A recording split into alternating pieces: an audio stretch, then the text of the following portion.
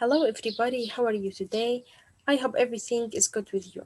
So today inshallah we are going to start with some articles to read and I want you to open your student's book page 68 صفحة 68. We have this question and after that we want to match them with the articles. Holiday message is 50 years late. بيحكي لنا مسج صار العطلة الصيفية متأخر كوصول 50 سنة. From mobile messaging to published books or book, communication becomes art.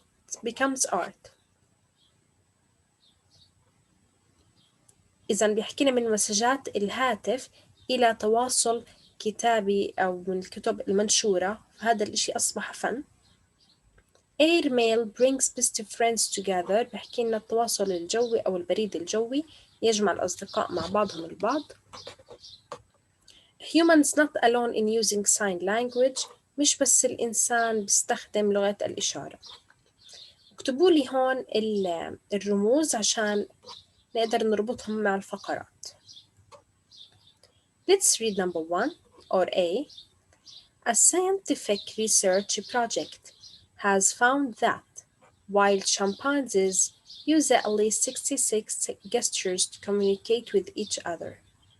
يعني بيحكي لنا في عنا مشروع للبحث العلمي وجد بأن الشمبانزي البري wild بري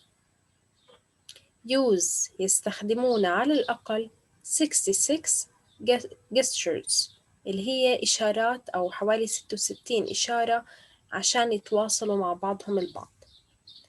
After researchers had spent time with the animals in Borneo, they studied 120 hours of video they had recorded. يعني بعد ما الباحثون قضوا وقتهم مع الحيوانات في هاي المنطقة درسوا 120 ساعة للفيديوهات اللي هم صوروها. They were looking for signs that the animals were using signals to communicate with each other. يعني بالفيديوهات اللي صوروها هدول العلماء كانوا عمالهم بيبحثوا عن الإشارات اللي تكررت باستخدام الحيوانات بينهم من بعضهم كإشارات للتواصل بينهم البعض. طبعا they كلها هون عائدة على researchers. They looked to see if the chimps were looking at each other in order to be sure that the gestures had a purpose. That is to communicate something. شو بيحكي لنا هون؟ قعدوا ينظروا إلى الشمبانزي ويشوفوا كيف هم بيطلعوا على بعض أو يطلعوا إلى بعضهم البعض، كيف بنظروا إلى بعضهم البعض عشان يتأكدوا إنه في عنا إشارات موجودة بهدف، تمام؟ عشان يتم التواصل عشان شغلة معينة.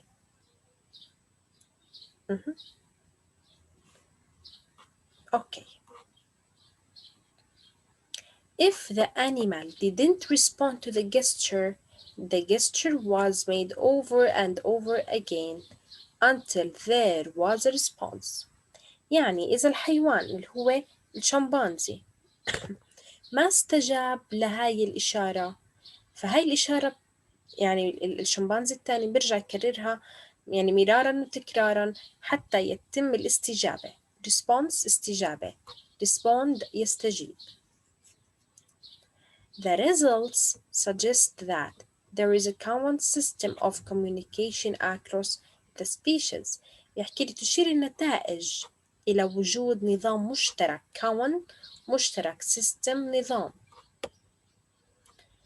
of communication. إذا عندنا نتائج إلى وجود نظام مشترك للتواصل عبر هاي الأنواع. إذن A رح تكون مع 4 اللي هي humans not alone in using sign language، يعني مش بس الإنسان هو اللي بيستخدم لغة الإشارة. Let's see paragraph B.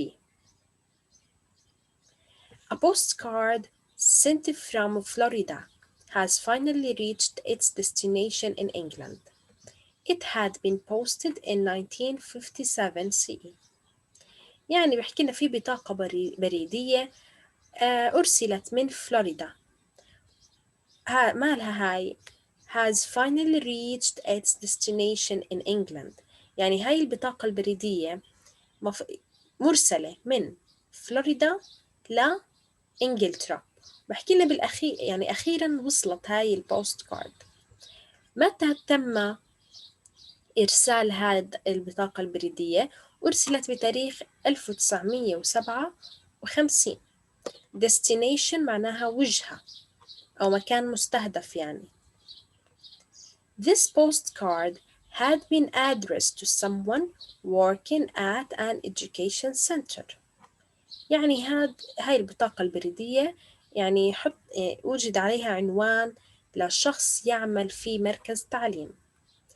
The building had once been a school. هذا المبنى كان مدرسة. Staff at the education center have been trying to find the address.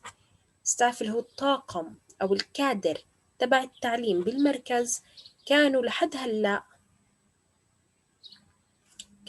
هلأ مالهم بيحاولوا يوصلوا للعنوان. The card, which appears to have been written by a grandparent. يعني هاي البطاقة البريدية تظهر بأنها لقد كتب عليها بواسطة مين؟ الجراند بيرنت اللي هو الجد أو الجدة. describes a trip to Florida. هاي البطاقة البريدية بتحمل وصف لرحلتهم كانت بفلوريدا USA. He wrote that it had rained a bit that day but it was still hot. وجدوا على هاي البطاقة التي كتبت بواسطة الجد بأنه عماله بيصف رحلته لفلوريدا وكتب إنها الدنيا أمطرت قليلا ولكن الجو ماله كان hot. يعني كان فيها description وصف للرحلة. A spokesperson for the post office said that the postcard had probably been put back in a post box recently. He said that the mail was never in the sorting office for that length of time. شو بيحكي لنا هون؟ spokesperson معناها رجل متحدث باسم المكتب البريد قال بأنه هذا البوست كارد had probably been put back in a post box. يعني بحكي ربما أعيد وضع يعني البطاقة البريدية في صندوق البريد مؤخرا لأنه هذا البريد لم يكن بالفرز sorting office. الفرز يعني في مكان بفرزوا فيه الرسائل. تمام. لهاي المدة من الوقت يعني بحكي ربما وضع حديثا بالمكتب البريد لأنه أثناء الفرز ما كان موجود.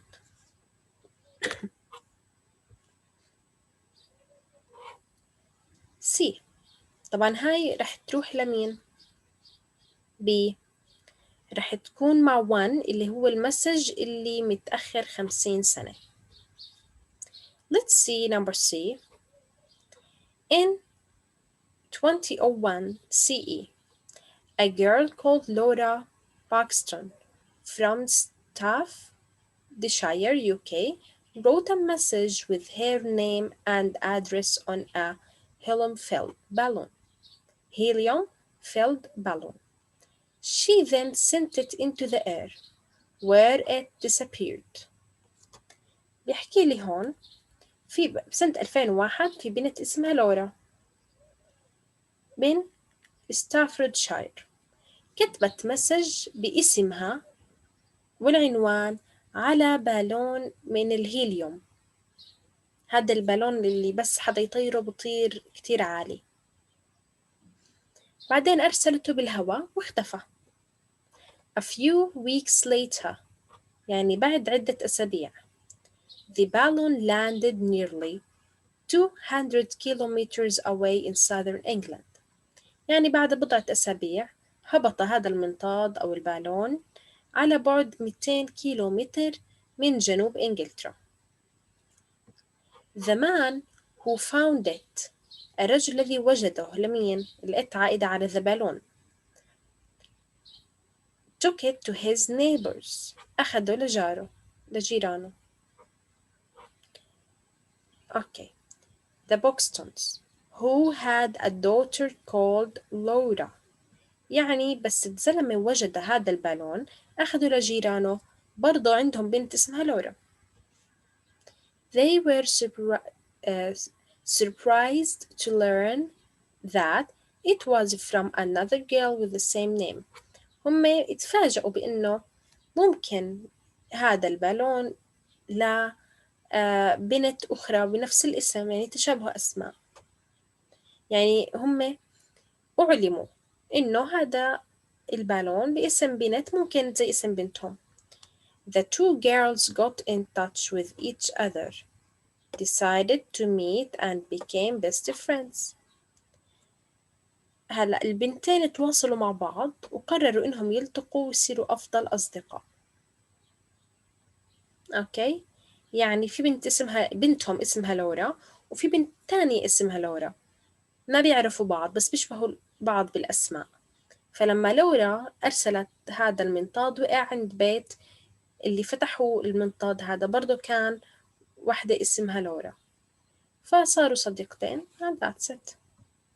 C رح يكون مع 3 airmail brings best friends together، يعني إيميل جوي صار في يعني كون صديقتين.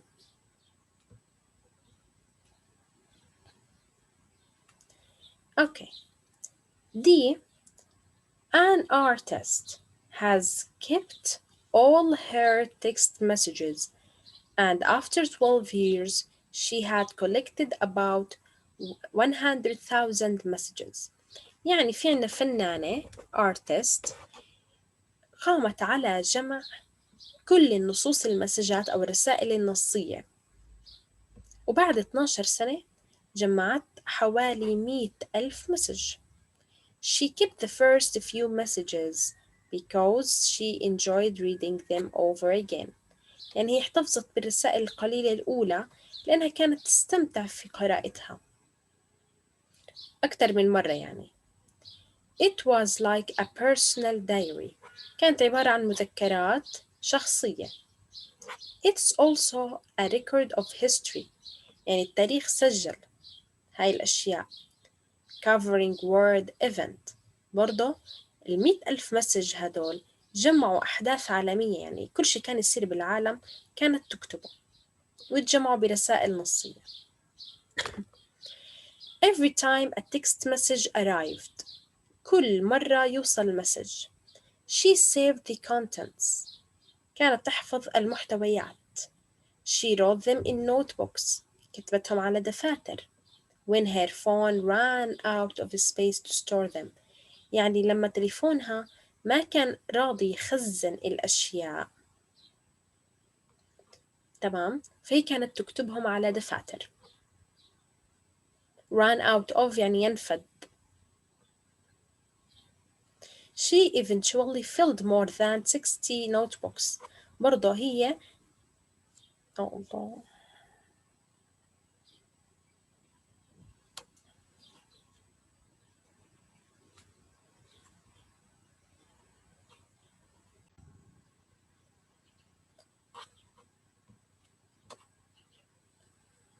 just a minute please, there is a problem with the internet. yeah so حكينا هون هي عبت 60 دفتر، بعدين بدأت ب copying them on her computer، بدأت بنسخهم على الكمبيوتر.